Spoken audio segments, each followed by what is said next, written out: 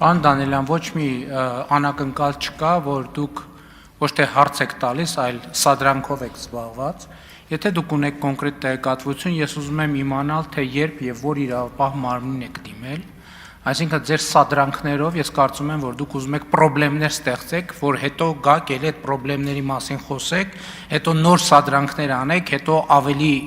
բարձր խոսեք այդ սադրանքների մասին, դուք ասեք ինչ մենք կարող ենք փոխանցել մեր,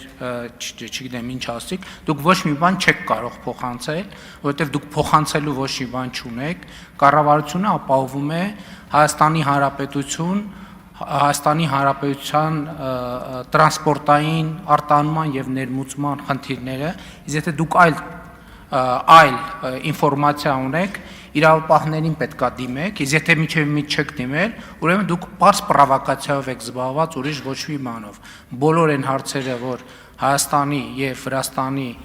օրակարգում կա, բոլոր հարցերը քննարկվել են։ Շնորհակալություն։ Հավանիչ տեսանյութը եւ բաժանորդագրվիչ նորությունները բաց չթողնելու համար։